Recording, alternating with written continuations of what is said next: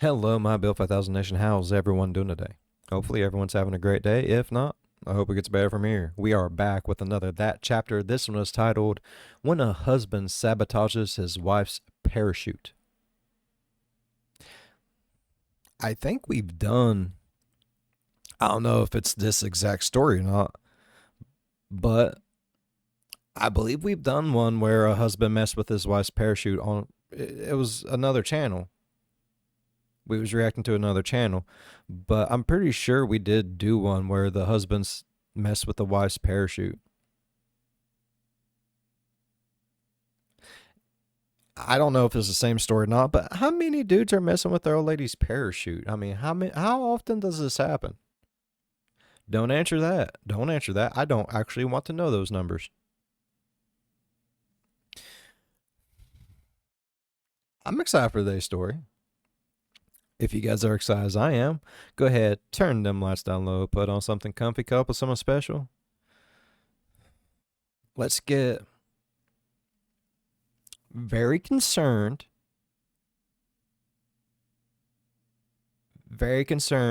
and and now I know I don't normally put an and, but let's be very hopeful that we get an insurance dance as well. I like the insurance dance.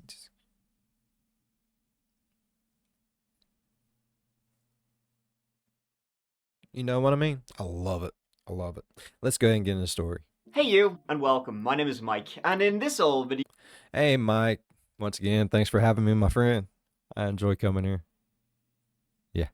the date was Easter Sunday, which was April 5th, 2015. That's when we start. That day, Victoria Cilliers was doing something she had done time and time again when she visited an airfield in Salisbury Stake, UK. She was there with her husband Emile and their two young children. Salisbury Steak, UK. It's literally called Salisbury Steak. That parachute dive she'd done thousands of times at this point did not go well for Vicky. She did not know that her parachute was broken when she jumped out of an airplane at 3,000 feet, hurtling towards the ground. Somebody had finagled her parachute. And this was not the first time somebody had tried to do something to our Vicky. Let's give it a go. Damn.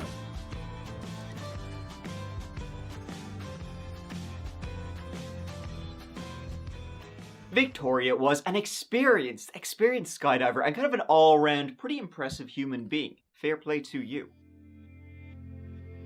Victoria worked for the Ministry of Defence in Britain as a physiotherapist.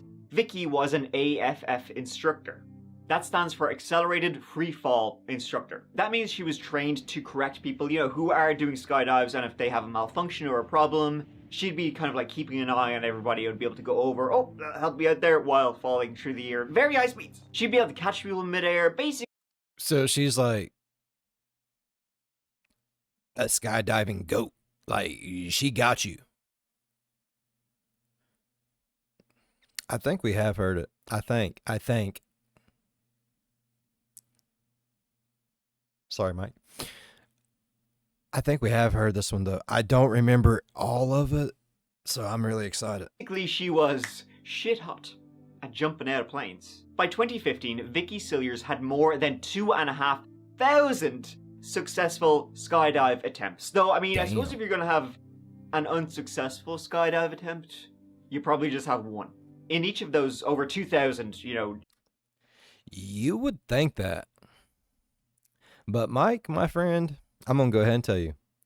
I have been doing reactions for a minute now. And this is not the first parachuting story gone wrong that I have heard. And sometimes, yes, it takes more than one. I mean, am I wrong? Do you guys remember the one where the diving instructor actually, like, everything was going to shit, and like he wrapped himself up around her and like protect her as they fell? Like, I'm pretty sure I think they both lived. I think he was paralyzed though. Like, If I can remember which video that is, I will definitely link that one in the description. That one is a very good video. Like, man, it had me like biting my nails like fucking corn on the cob, bro. It was awful. Jumps, parachute jumps. She never once had to use her reserve chute. Her chutes, though, were always regularly inspected. Not once was a single minor fault or issue found, let alone something which could have led to a catastrophic failure. I'm sorry. I know. I have 110% respect for people who can do this. I cannot jump out of a plane with a backpack and be okay with it ever. There's never going to be a time in my life where I'm like, I'm okay with that. Mad respect for those who can. I'm not good with heights either. I'm not bad with them, but I'm not good with them either. You know what I mean? Does that make sense? It's failure. And if anybody knew how to deal with a parachute malfunction, her. Yeah. Equally, if you wanted somebody to pack your chute, you'd call him the Vixter. On this occasion in particular, April. Oh, they're calling her the Vixter? Oh yeah, she's the goat, bro. Pure and simple, bruh. 2015. Emil, hubby, had paid for and booked the Easter weekend jump. The couple had been going through a bit of a rough patch, and Victoria saw it as Emil offering an olive branch and thought that. Do you see this right here? His face. I don't trust his face. Look at his face and tell me if you trust it. For those of you out there who's like, yeah, Bill, I trust it. Shame on you. Don't trust his face. Look at that face. You see that? You see that? You see those eyes? They're dead. Those eyes are dead. Look at that. You can trust this face. Look at this face. You can trust this face. Look at the eyes. They still got life in them. Look at the smile. Dead inside. That maybe they could use it, as a starting point to help rebuild their relationship.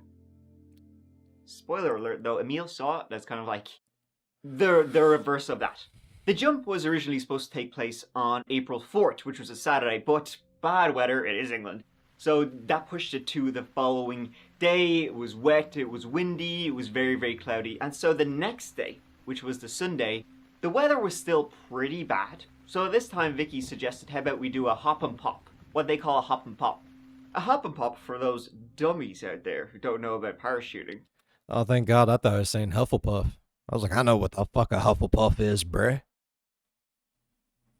It's rather than jump out at the usual 13,000 feet, you jump out at 3,000 feet. So it's like a bit of a difference there. So you jump out and essentially you pull your parachute as soon as you're out the door. If you're jumping at 13,000 feet, you jump out and you free fall. Maybe do some cool flips and shit. This time, though, you're just out, gone. So they reached there, having a great time. They reached the appropriate altitude, and one at a time, they hopped out of the side of the plane and popped the parachute. Smiles all around. The rush, the adrenaline was pumping. Then it was Vicky's turn. And with a huge smile on her face and zero fear, she jumped out of the aircraft. After only a handful of seconds in the air, falling at 120 miles per hour, 200 kilometers per hour, Vicky's heart fell even quicker because she immediately noticed something was very, very wrong. What's going on here? Her parachute didn't deploy. She was free falling for a full minute with a broken parachute on her back. That was before she smashed into the ground. The others had seen her falling. They knew she should have deployed her parachute by now, and she hadn't. Those who had set off in the direction of Vicky's landing before she'd even hit the deck weren't going with a rescue operation in mind. As far as everyone was thinking at that very moment, it was a case of retrieving her body. They'd even taken a body bag with them. In their mind, they were thinking of an eerily similar case that had happened just 12 years earlier to a guy who also used to jump regularly at the same airfield. He had died during a jump. And it's hella rare to die during a parachute jump, so it's weird it would happen twice. Yeah. I mean, I don't know how weird it is to die during a parachute jump. I don't know the statistics on it. I've never been really... Ooh, I gotta know more about it because it's something I know I'm never gonna do.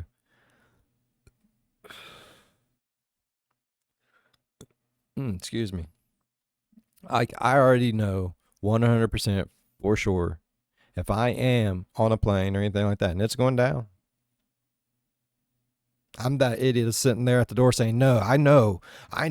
If I wait until that perfect moment, right when it goes to hit something, if I jump out and I tuck and roll, I'll be fine. I'm that idiot.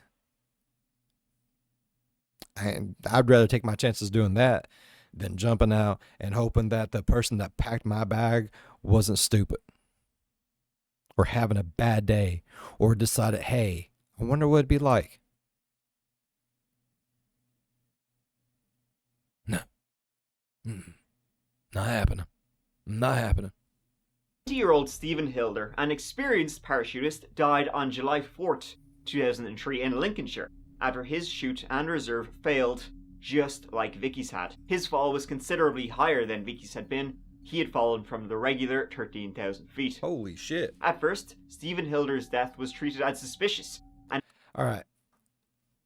I'm going to ask a question. I don't know if it's like appropriate. What happens to the body when it falls 13,000 feet and hits the ground? Like, okay, question one. Did any of his parachutes deploy or anything like that was going to slow him down? Question two, did he do anything to implement something to help try to slow him down? Question three, when he hit, what happened? Like, I'm not trying to be disrespectful or be a dick or anything like that, but is it like when you drop like other stuff from really high, do they explode?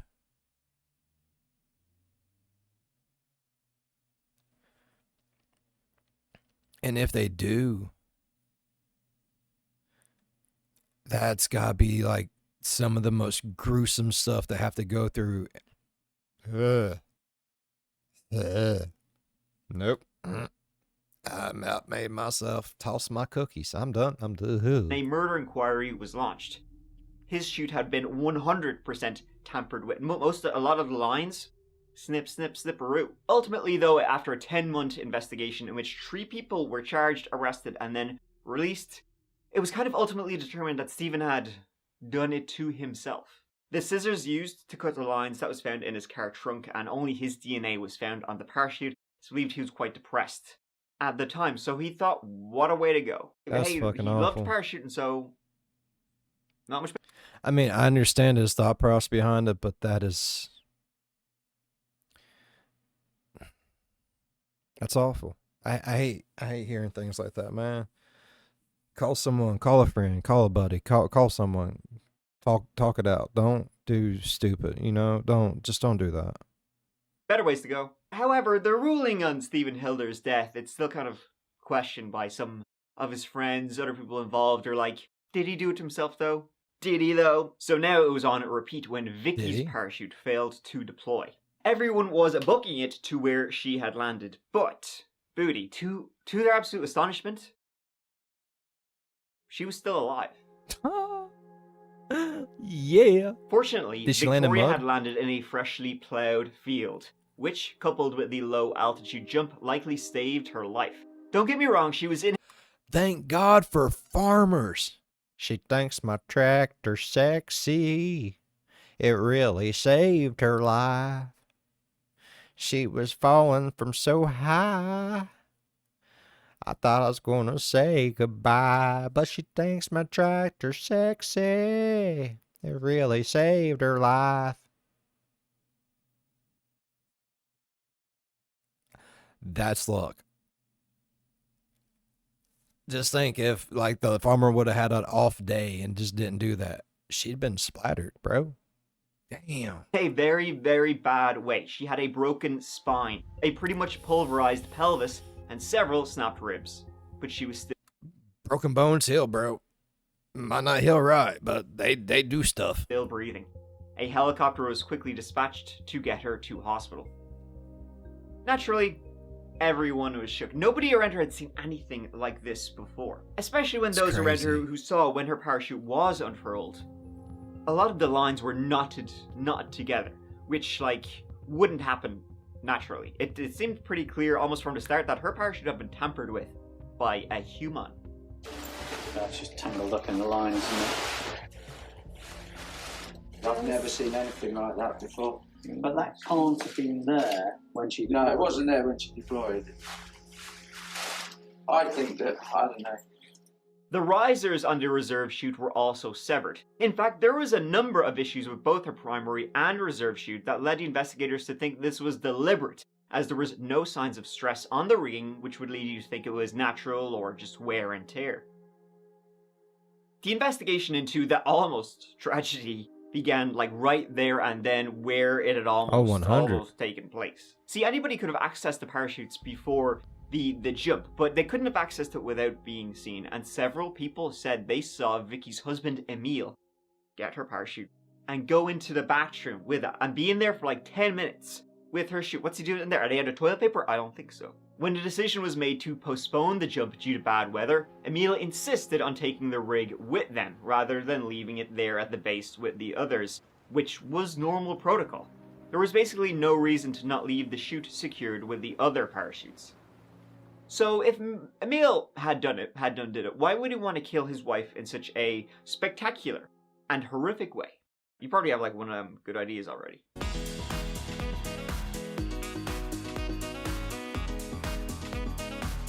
There's a famous saying, there's only two reasons ever for murder.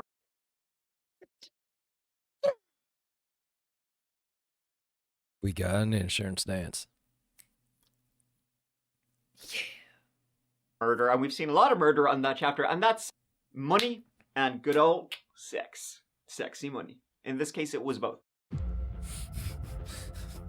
Emil worked as a physical training instructor for the Royal Artillery, and himself and Victoria had been married for 4 years, having tied the knot in Emil's native South Africa in 2011. It's fair to say that the relationship wasn't exactly like healthy from the get-go. Pretty much right out the gate, Emil was having an affair with an Austrian skydiving instructor named Stephanie Goller. He had met Goller on good old Tinder when he was away skiing. Now, when the investigation began into the obvious tampering and the attempted murder, well, eyes went straight towards the husband. They always do. Emil knew the police would discover his affair, and so he was open about it with the police from Jump Street. Tell me about your relationship with Victoria. It's not a marriage that I would want to be in anymore. I can't see myself being in the marriage in 10, 15 years' time.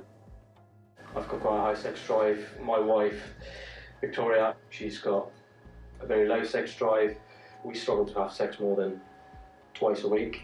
I met a girl, Stephanie. It was just friendship to start with, and then it got a little bit more serious. Man. In fact, Emil had a few I'm gonna go ahead and say it. Some men are assholes, bruh. I said it. I'm not happy about it, but I said it. Girls on the kind of poll, which is like surprising.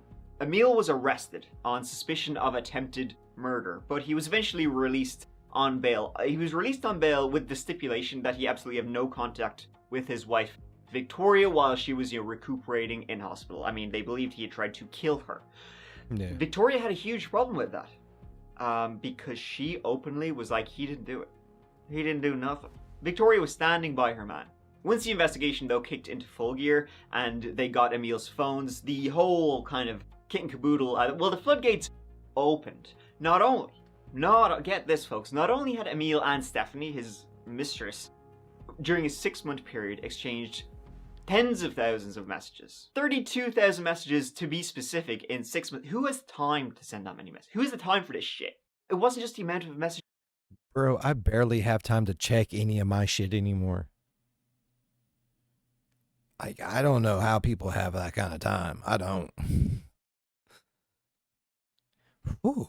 It was also the content, with Emil saying to Goller that he couldn't wait to be with her, even when he was, at Victoria's bedside while she was completely smashed up. He was still texting Stephanie saying he couldn't wait to be with her. And messages from before the parachuting accident. He had texted Stephanie saying, in April, I'll be free. This is to Steph. From April onwards, I can do random and spontaneous. What was the significance about April in that context? Random and spontaneous. From She April says. onwards. What's the big leap in April? What have you promised her? Tell me. I don't. That I would be. I don't know. You're probably going to tell You me. would be what? I don't know. I can't remember. Where was the parachute when you got to the locker? I can't remember. Okay.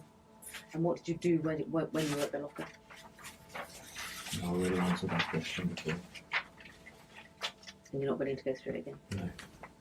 You went to get Victoria a parachute? Yes. Tell me about the checks you did. It's just standard checks as you should do as a parachutist. Okay, well tell me what those standard checks are. I don't know, I don't parachute. Okay, I'm sure you can investigate and ask the right questions to the right people in regards to checking a parachute. Okay, I'm asking you, I Emil, can't remember. because you obviously did the checks. Yes. I would just do the standard checks. What are those standard checks?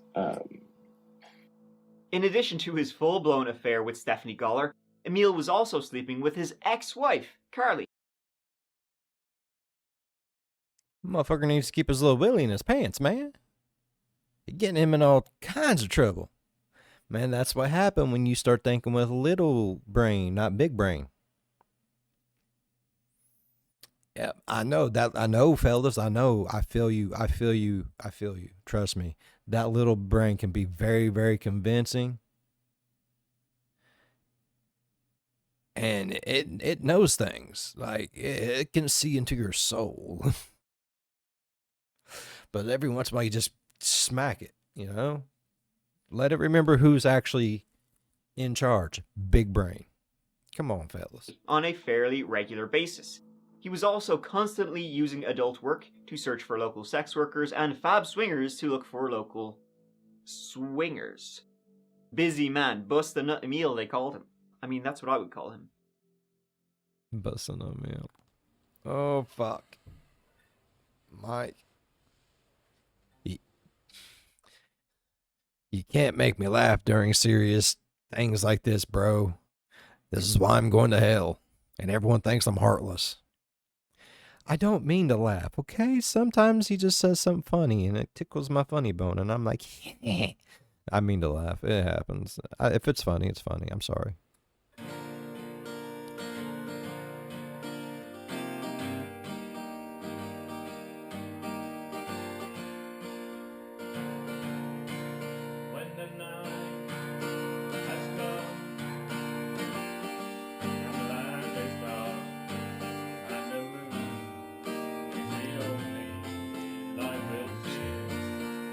Kind of amazing he found all the time to sleep with his wife, his girlfriend, his ex-wife, and then of course all the women he found for hookups online. He had a job and a YouTube channel too, where he serenaded viewers with his musical skills. My bad.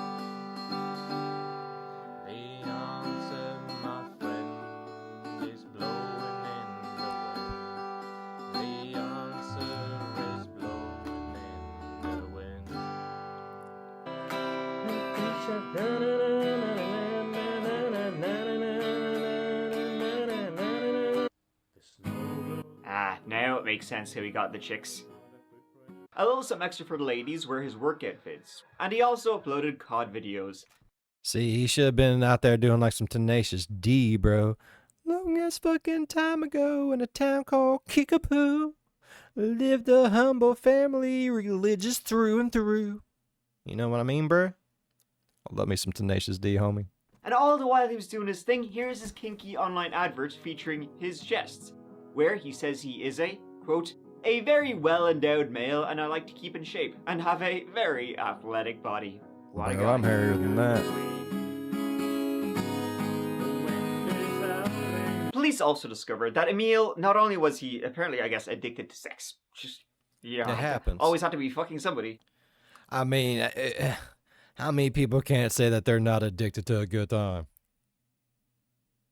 I mean, I'm sorry, but if I was addicted to booty, I don't think I'd want to kick that addiction.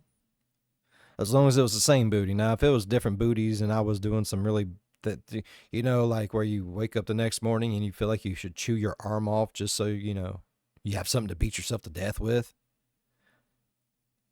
Yeah, go seek help. But if you just really like the booty, enjoy yourself. He also had a lot of debt. He was over 20 grand in the hole. All the music lessons he wasn't paying for. Some bitch. Actual professional financial investigators couldn't even unravel the complicated web and come up with the real total, as Emil had been moving money between numerous accounts for several years, almost on a daily basis. No one knew the actual extent of his finances or his debt. It was just so convoluted. Emil owed money, not only in personal debts to his wife and family.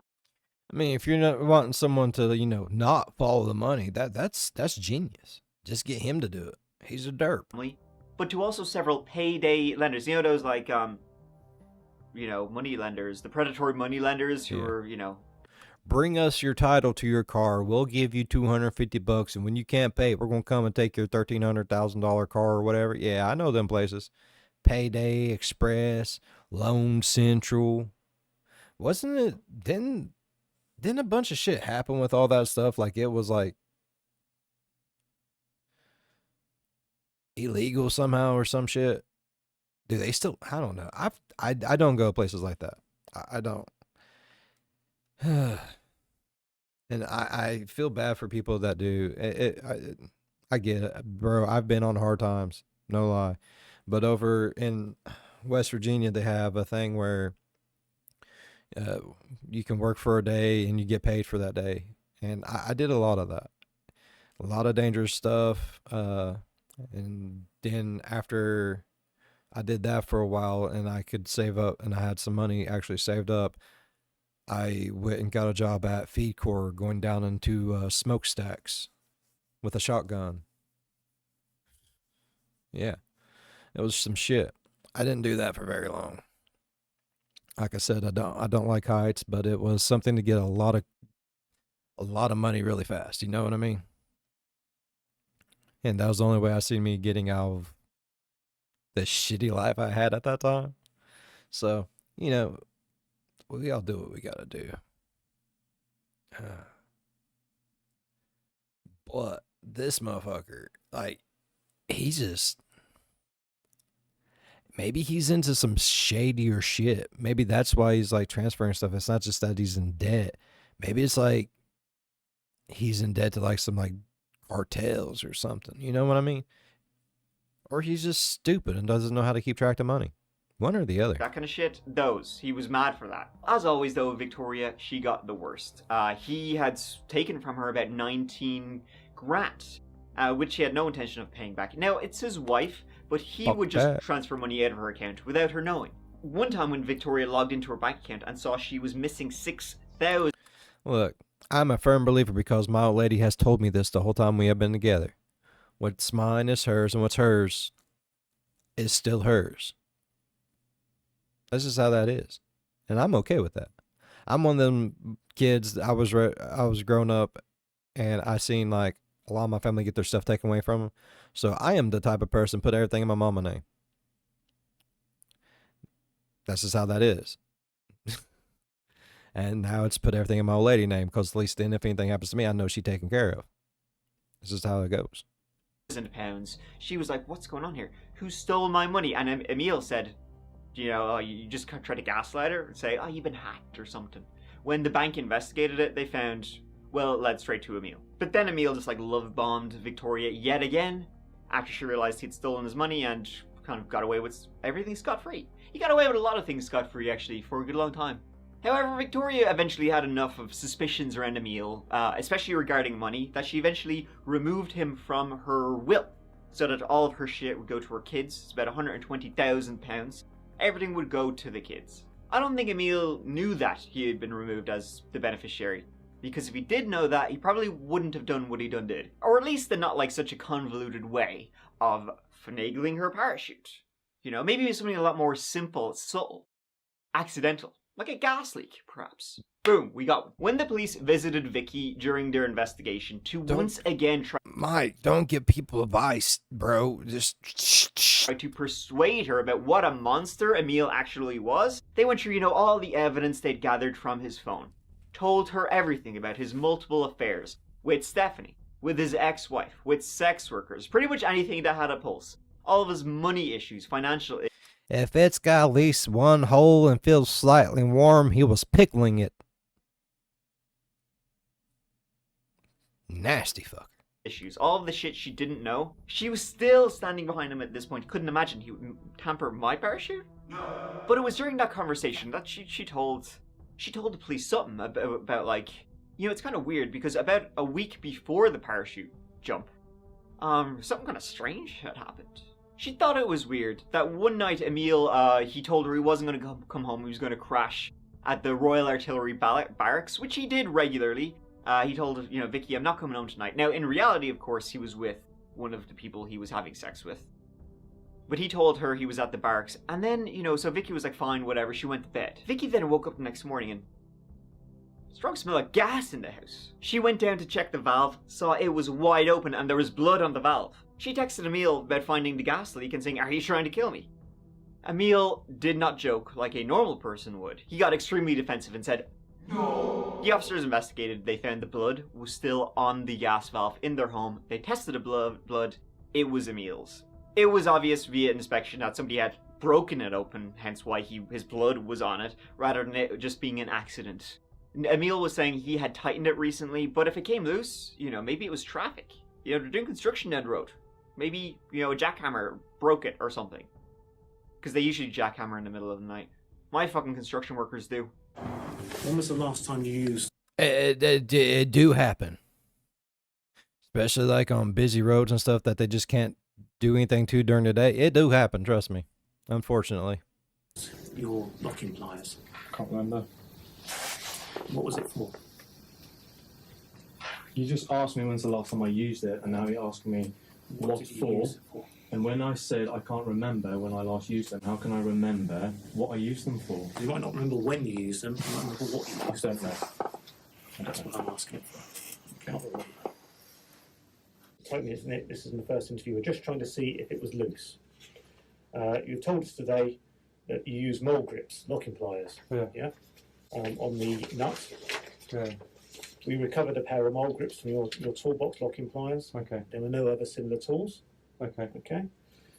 A forensic expert has stated in relation to the mole grips, which are exhibit NJB/5 /MH/26, the mole grips locking pliers, that conclusively the locking pliers were used to forcibly grip and loosen one of the nuts on the gas fitting. Okay. Help me understand how that is possible from your account about tightening the nuts.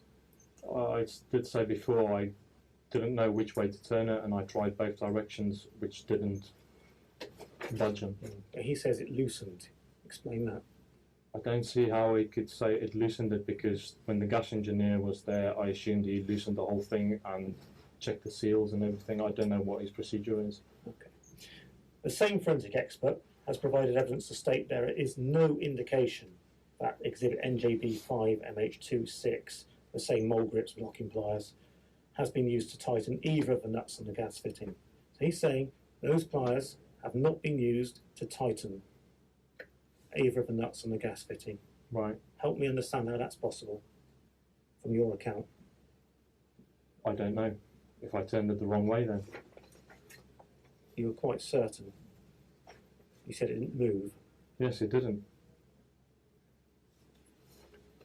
You said you tried to turn it both ways. Yes. I did. But yet there's no indication that even. I'm going to play just one little bit of devil's advocate here. Whenever we first moved into the house that we are currently living in, the basement that's where the washer and dryer, all the hookups and stuff are. Now, the house I live in now, it was a business at one time. The business moved out. They never used the laundry room downstairs, so the pipes were really, really old. Well, just moving in, paying for like U-Hauls, everything else, I did not have the money to get all the piping done at one time. So I'm like, well, I'm just going to hook everything up, and then whenever the time comes, I'll just replace it, you know, as soon as I can. But I have got to have clean clothes. I've got to go to work. And I swear, I twisted it the way you were supposed to. You know, lefty loosey, righty tighty, all that good shit. I twisted it and I twisted it and I twisted it, and it never stopped running. So I'd start twisting it the other way, twisting it the other way, never stopped running. And then I was like, well, maybe it's the one way I twisted it, it did die down a little bit, but it was still the wrong direction. What had happened is like the little like rubber piece from the inside where I twisted it so far broke, and then it just kind of like blocked it in there. So I thought I was on the right direction, so I really cranked it down, and I snapped the whole thing off of my hand, and shit went everywhere.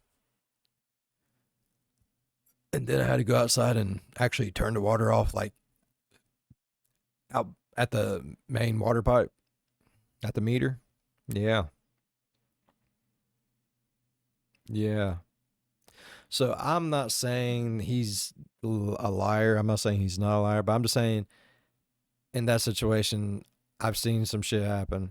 I've had some shit happen. So I'm not saying that he wasn't trying to kill her. I mean, he very well could have been 100% because he killed her. But I'm just saying that it is possible to be twisting something and then twist it hard enough to where it just breaks.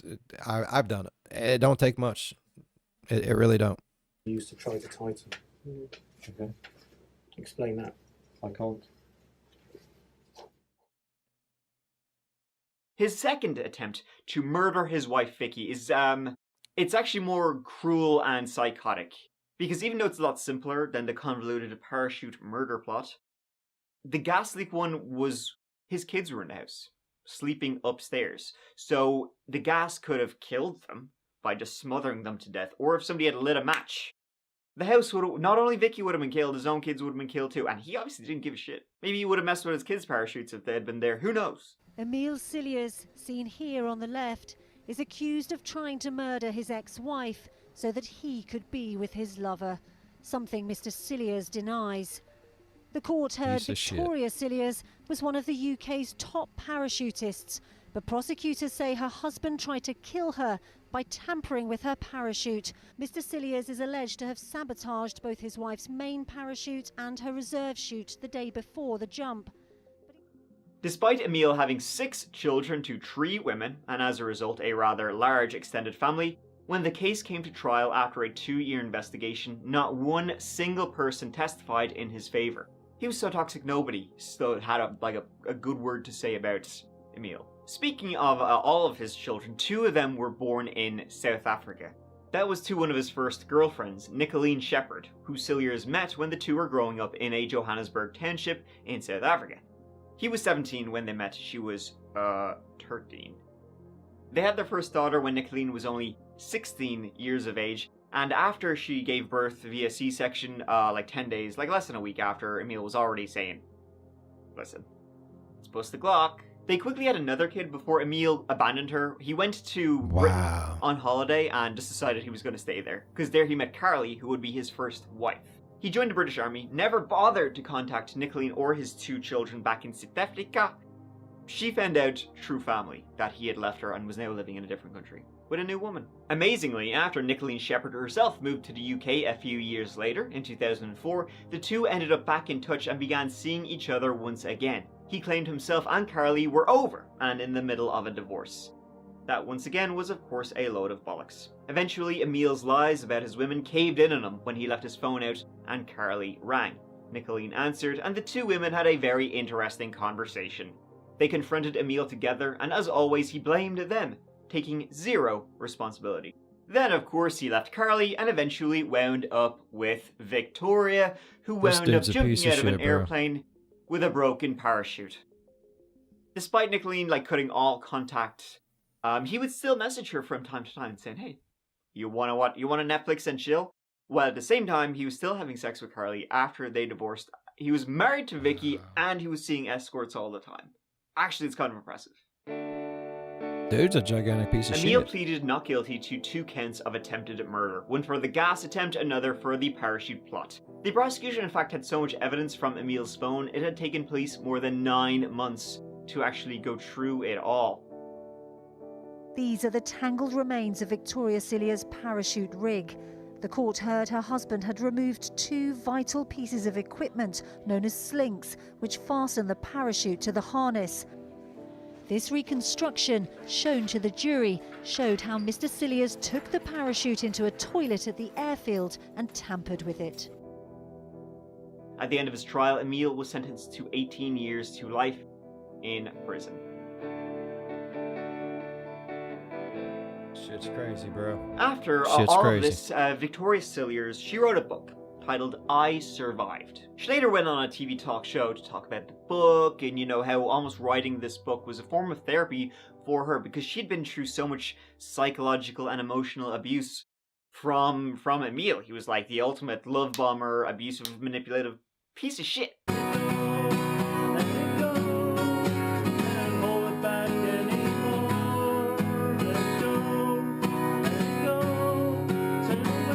Thank you so much for watching. It really means the absolute world to me. Yeah, here, listen. I still hear me in the background. And that kind of wraps up this one. Please check out the That Chapter podcast if you're looking for something to listen to. There's a new episode out every single Monday, so give it a go. And also I'm on Twitter and Instagram, so check that out. But until the next old video, which will be up in a couple of days, please take care of each other and yourselves, because I love you.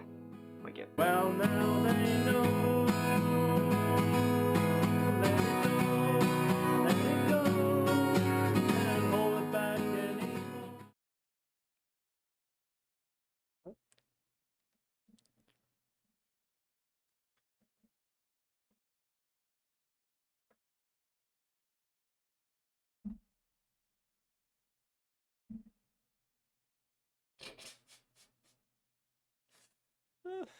He was really singing the song off of Frozen. All right. I respect it. Fuck it. Good song. Who am I to judge?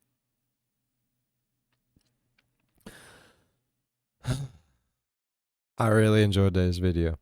If you enjoyed today's video as much as I did, please go down there and leave a thumbs up. It really does help the channel grow. While you're down there, if you want, go on over and slap that subscribe button. Become part of the Bill 1000 Nation. We do some crazy shit here. If you want to know when that crazy shit happens, ding that bell. It might work for you. It might not. It probably won't. But if it do, it's probably late. But if you do get dinged, jumped on in on one of my premieres, go over into live chat and be like, yo, Bill, that ding, bro, we need to talk about it. It felt so good. And I'll be like, hell yeah. Leave a like and dip. That's all you got to do. As always, be good to one another. I'll see you in the next one. Bye-bye. Man, the only thing that would have made him, his pimp game a little bit better with all them ladies is some Bill 5000 merch. Go check it out and try it out for yourself. Oh, yeah.